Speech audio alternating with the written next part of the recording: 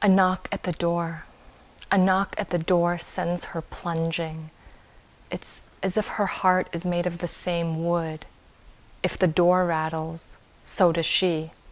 3 hard taps, and her wooden hand pushes my 5-year-old sister to answer. Tell the men your father is away on business. The men in suits. The suits parked all morning in the black Volkswagen Beetle with the dark windows. Shabnam runs to the door and squeaks Madar's message, and the men disappear for a few days. When they return, Madar sends her to the door again, her voice rattling. Tell them he's still away. It is 2 years since the Soviet tanks rolled into Kabul, and 2 years since my birth, which Padar calls a curse, as if I, foreshadowed the invasion, as if my umbilical cord had pulled with it an entire Red Army. Padar manages my grandfather's business, a knitting factory in the center of Kabul, Muradi knitwear industry. They make woolen sweaters and socks. The factory's next to the masjid and across from the Ariana cinema. Not the cinema where Padar and Madar spotted each other the second time, hearts fluttering under the marquee with the name of the year's biggest film out of Iran, Sultan Qalba, King of Hearts. But another cinema, whose Wild West movies had now sprung into the street. Padar throws open the windows of the factory and condemns the occupation. Marg bar Rusa, death to the Russians. He is more known for his sweaters than his slogans. Muradi brand sweaters are popular from Mazar to Kandahar. Men in suits take note. People begin disappearing. Students, scholars, activists, thousands who never return. Padar is fortunate to hide at relatives, a night here, a night there. Madar thins from worrying. At the elementary school, her students too grow paler each day.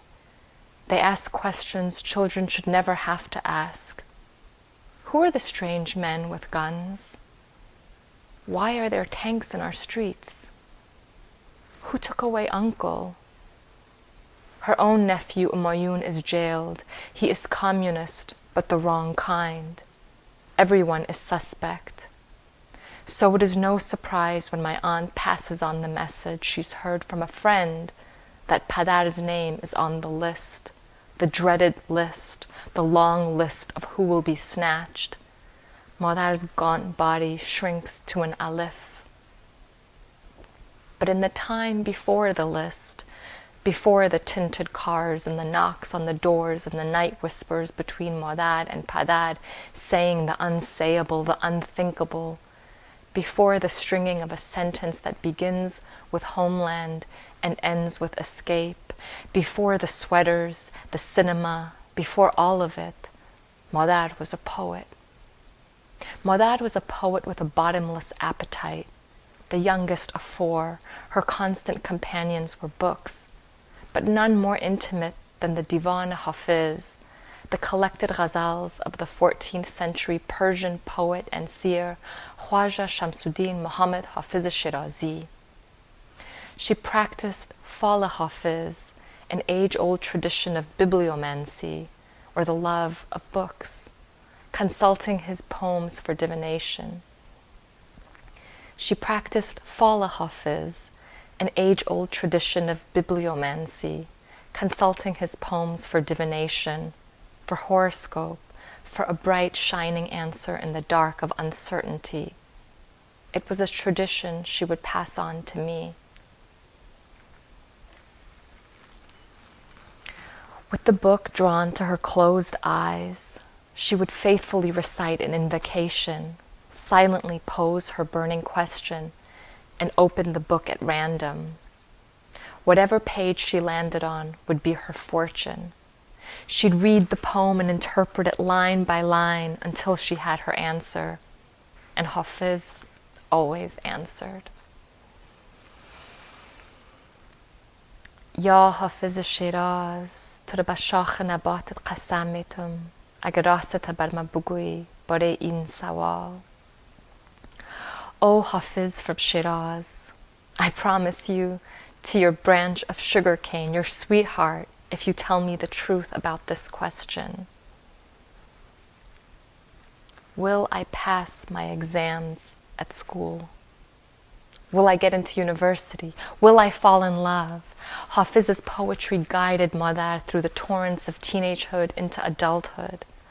On the night Padar finally sent his emissaries to her house to ask for her hand in marriage, it was Hafiz's blessing she sought and received.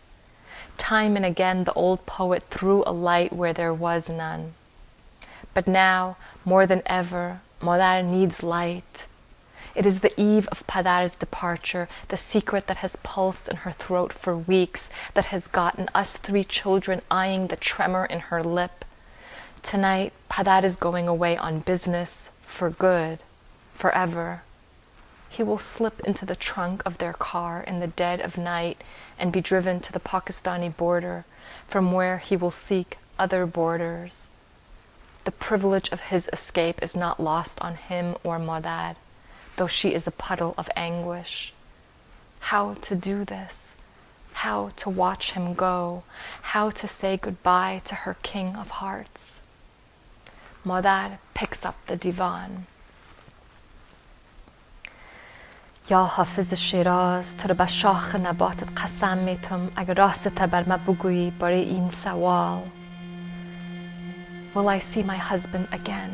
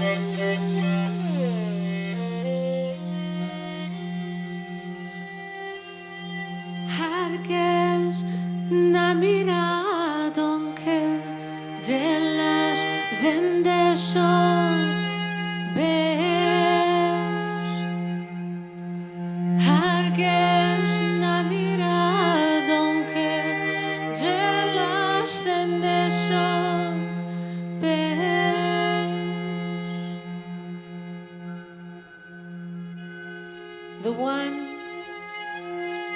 who has awakened to love shall never perish. In the scrolls of existence, our names have been stamped eternal. O wind, if you flow through the garden of lovers, be sure to take my message. And you, why do you keep trying to forget my name when it rises within you, always returning on its own?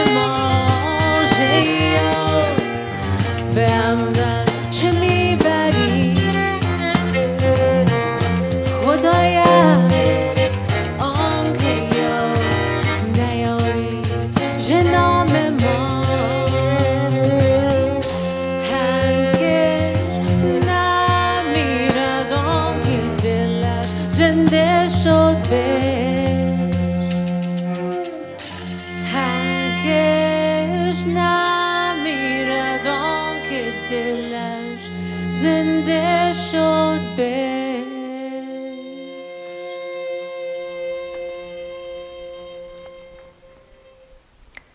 It's 1982. 1 year has passed since Padar left. Through his own father, through the business, through Japan, he eventually, miraculously, makes it to New York City and joins the great hustle, cutting his teeth on a failing import-export business. He traffics in cheap hairbrushes and leather jackets no one buys, lives in an old building in Queens, bursting with Afghans, and watches his thin savings go. He sends word back to Kabul that he is ready for us. Madar has slowly been preparing for this day, rehearsing like theater. She crosses her living room as if for the last time, each night as if for the last time. She rids the house of the family belongings. The less she has, the heavier she grows inside. Her mother and her brothers, their sober faces, their wailing eyes. She looks at them as if for the last time. Her cousins by the dozens, her sweet students, as if for the last time. The city of her youth, her city encircled by mountains, the mountains of her watan, her homeland, for the last time. But then it comes, just like that, the very last time. Nothing prepares her for it. The last time is through the dirty windows of an old bus. On the bus sucking sugar cane, you give us sugar cane stalks to keep busy with, to keep our mouths shut with. If we speak, the soldiers who stop the bus will know we aren't border people, so you silence us with these sweet, sticky plants and keep us dirty. 2 weeks, no baths, and wrapped in 3 layers. It's how we can pass. Border people have little, so we carry nothing. The hurt in Jawad's hands from the absence of his slingshot. He wonders if there'll be blackbirds where we're going. Shabnam tries to keep her feet still. There is a little itch, a tiny tickle in them where the pedals of her tricycle fit. How long would it take to reach Pakistan on a tricycle? I think of my little bag, my khaltagak, the pillowcase that I keep all my treasures in, apple seeds and nail clippings and little webs of lint, everything I drag after me all over the place. Your mother says she will keep it safe for when we come back from the trip with new treasures.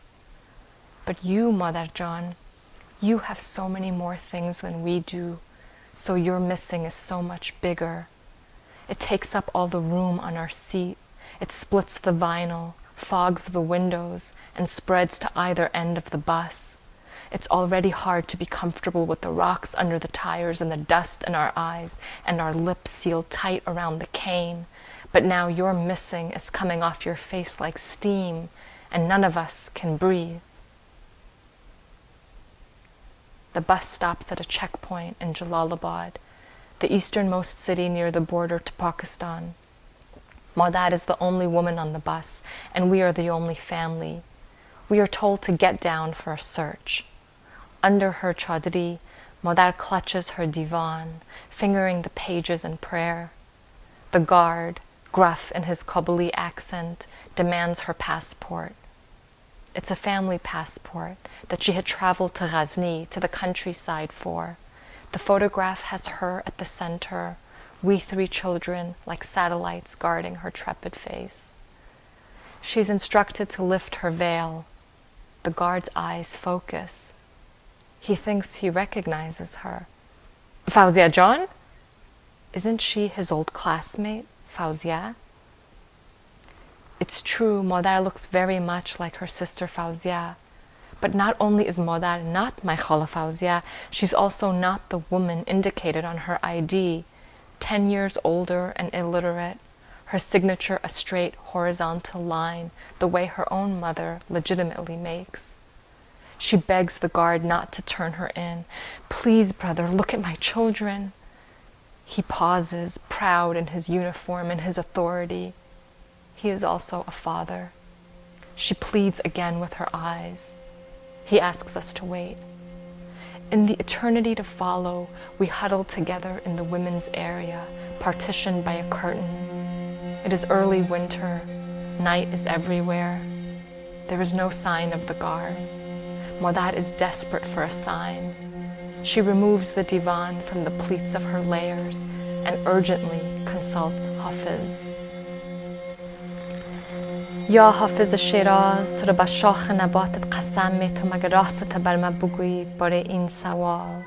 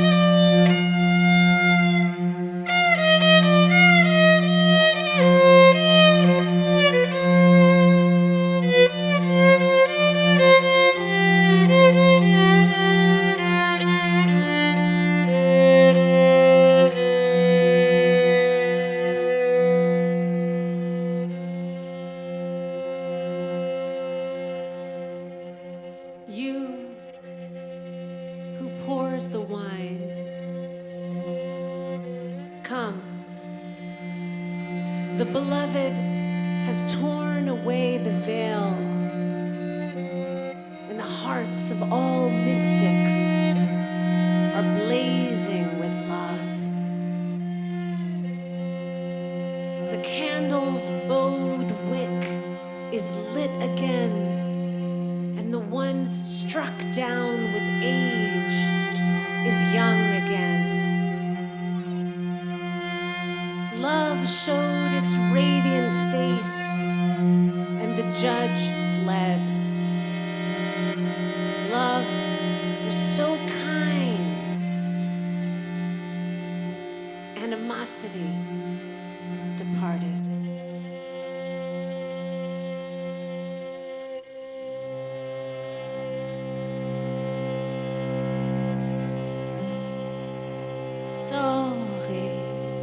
Bia, Sahar Bia, Sahar Bia, ke yaz rukh parde bagireft. Sahar Bia, Sahar Bia, Sahar Bia, ke yaz rukh parde bagireft. Sahar Bia, Sahar Bia, Sahar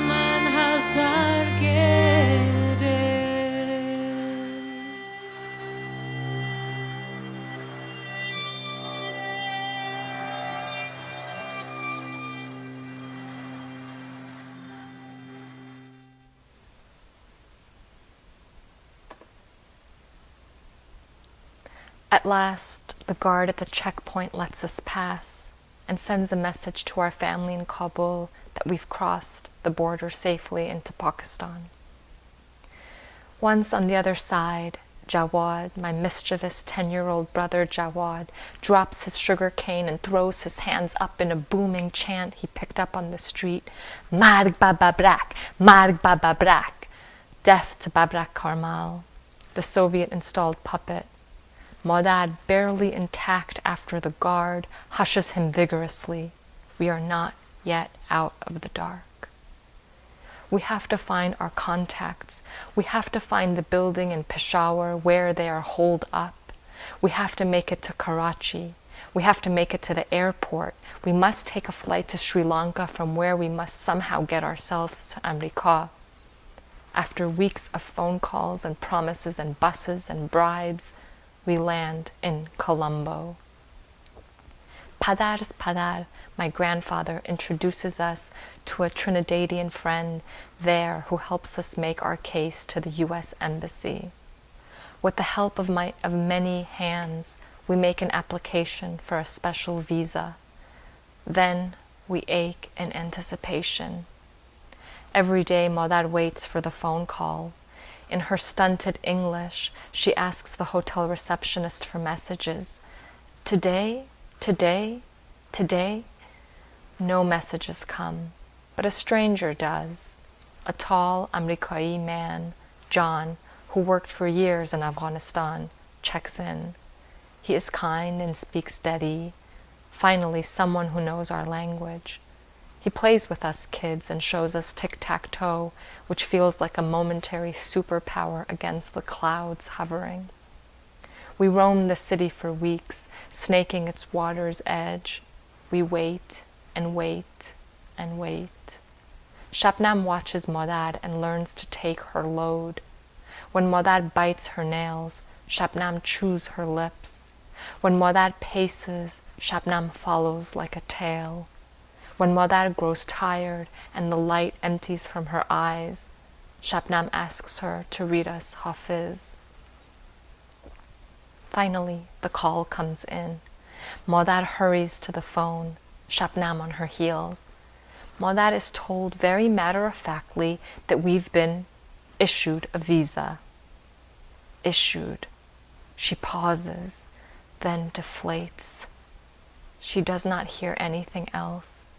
Madar drops the phone and collapses into tears. Nay, nay, nay. How could they? Shabnam doesn't know but to join her in the shrieking. At that moment, John comes by. What's happened? Madar explains. We've been issued. We've been rejected. Oh no. No, that's not what it means.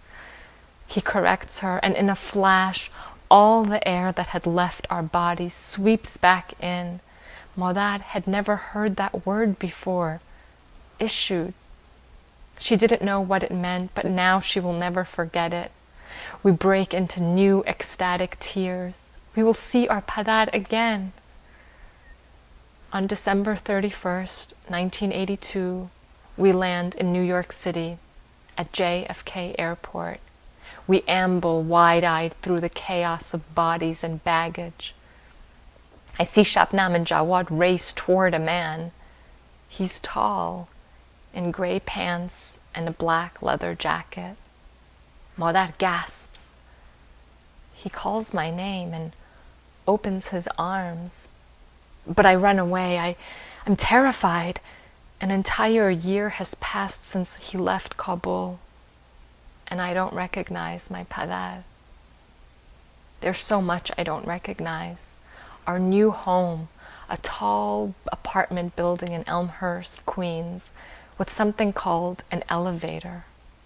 A kind of triangular bread with a vile thing called cheese, which I peel off in disgust.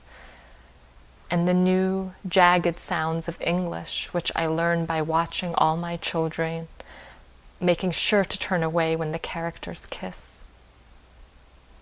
Madad and Padar become unrecognizable too. Two orphans in a vast sea of orphans. cut from their family and tongue. They are mispronounced, insignificant, suspect, and they work like dogs. From the pizza shop to the bagel cart to finally leasing their own coffee cart parked at Wall Street. They leave the apartment when it is dark and they return home when it is dark. So how could they know about Shabnam? How could they know that she's no longer a child? By 11 years old, Shabnam is our caregiver, our family interpreter, our English fluent pilot through the labyrinths of school and housing and doctor's visits. She sees Padar's desperate trips to Atlantic City and Madar's legs purple from standing at the register. She notes the posture of their exhaustion and learns her duties. Her teachers applaud her, relatives sing her praises, but no one asks Shabnam what it feels like to grow up before you should. No one explains to her that we escaped one war there for another kind of battle here. And soon Shabnam too begins taking her heavy heart to Hafiz. She turns to the divan. یا حافظ شیراز تو رو به شاخ نباتت قسم میتون اگه راست بر من بگویی برای این سوال Will our family survive here?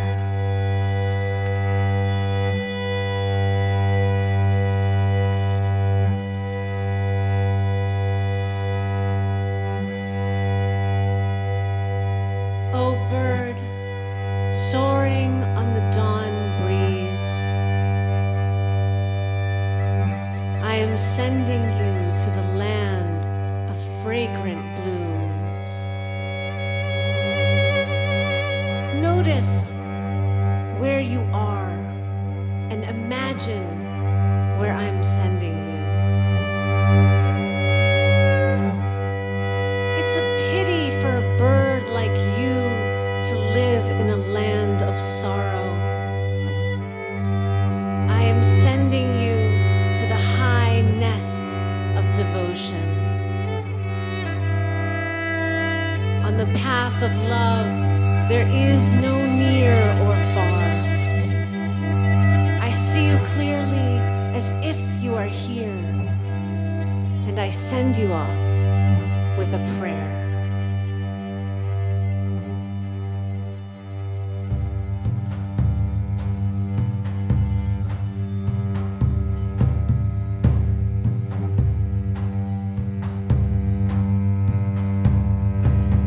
هدهد صبا ای هدهد صبا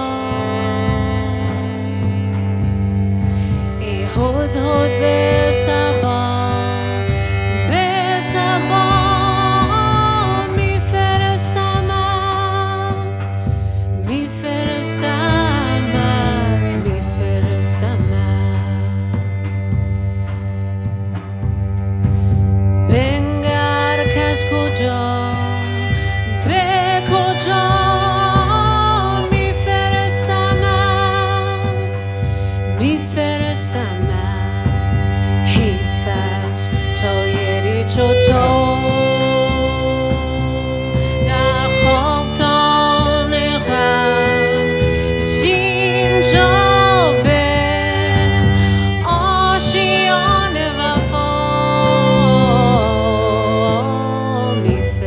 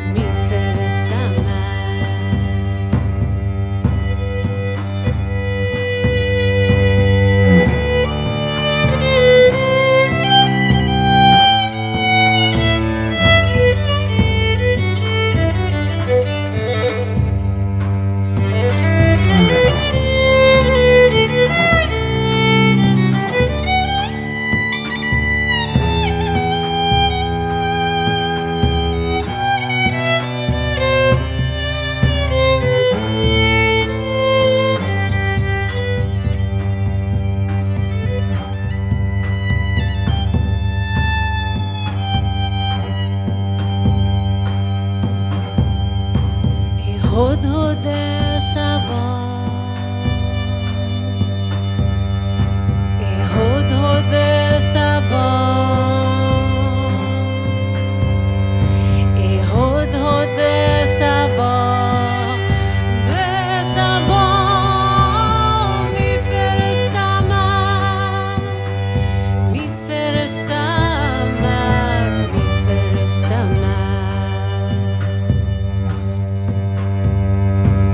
بنگر که از کجا به کجا میفرستمت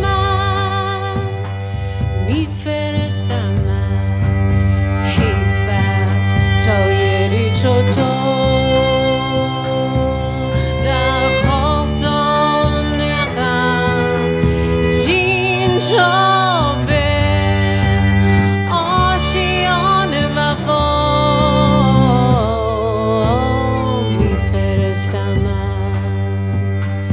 میفرستمت در راهش مرحله غرب و باد نیست میبینمت عیان و دعا میفرستمت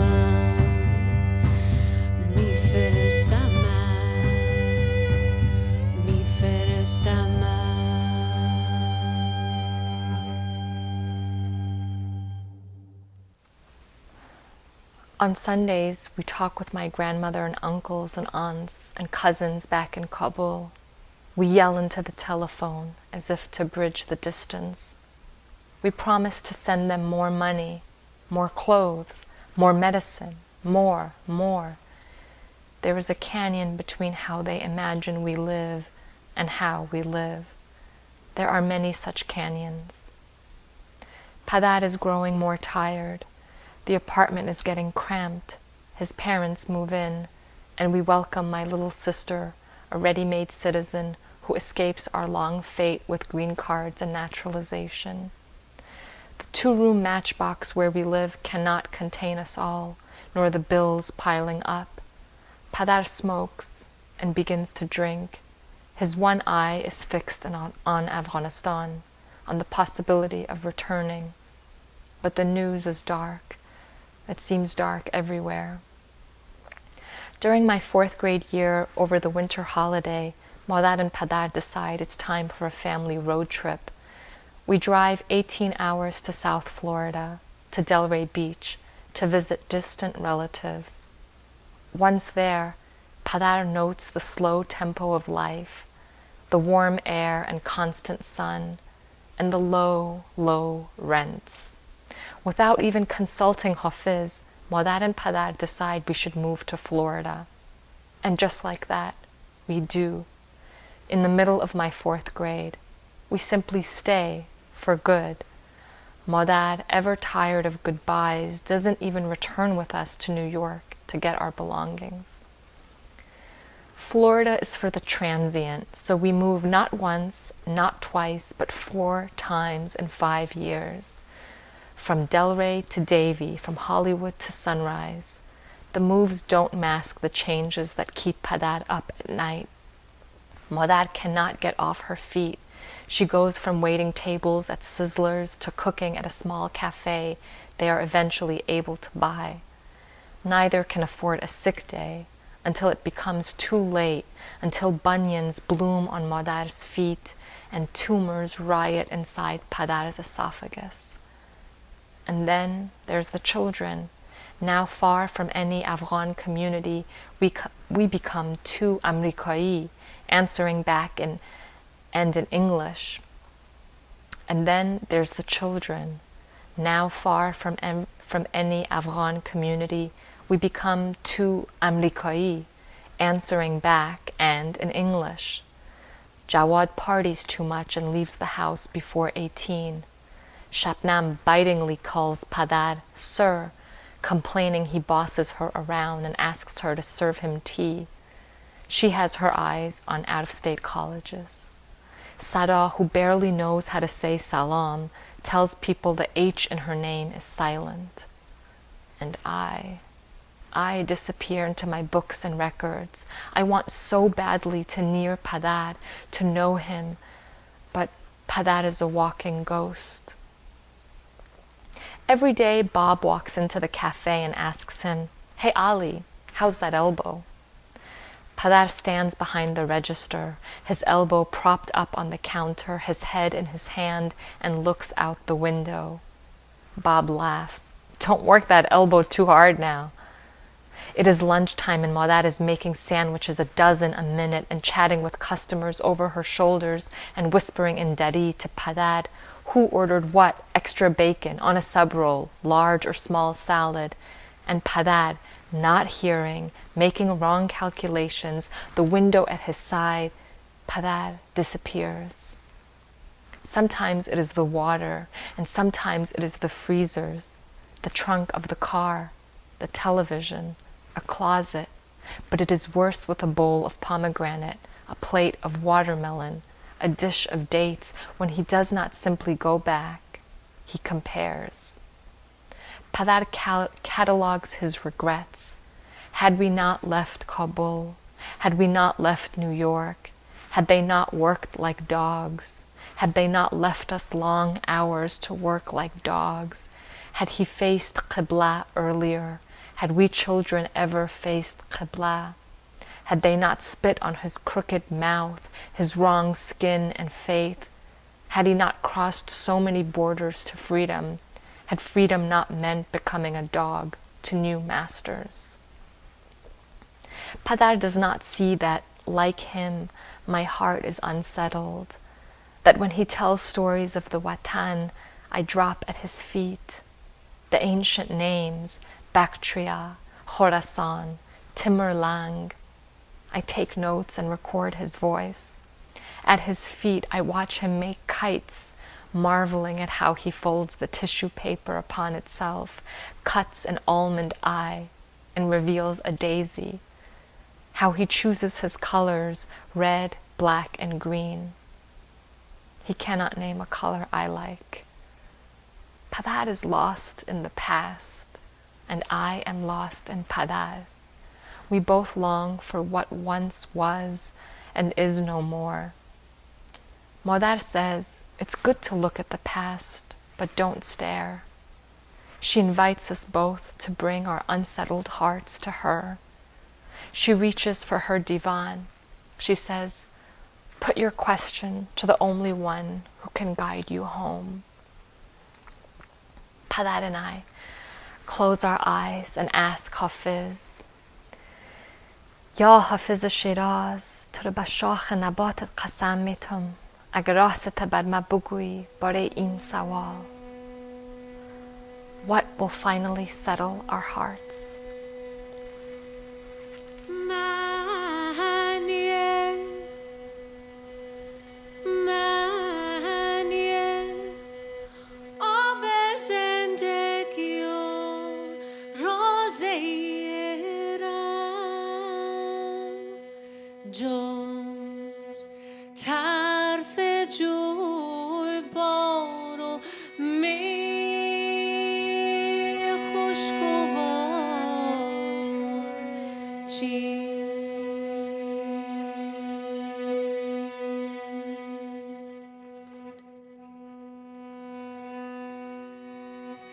What is the lost paradise but the edge of a stream?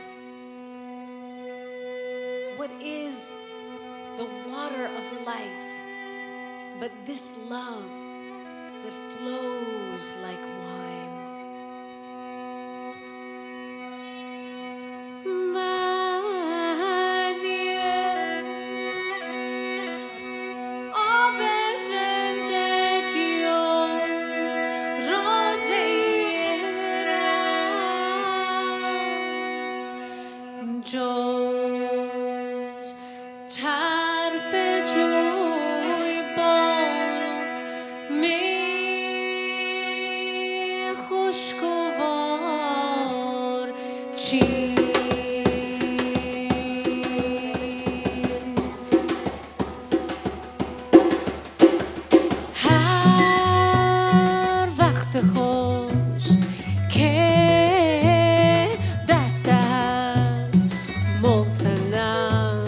شمار ممتنم شمار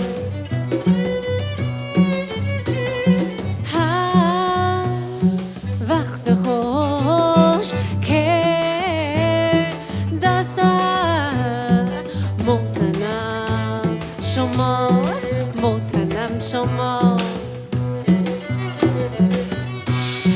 کس را وقوع نیست که انجام کار چیست کس را وقوع نیست که انجام کار چیست آب زندگی و روزه را معنی آب زندگی و روزه را جو چرف جوی بار و می خوشگوار چی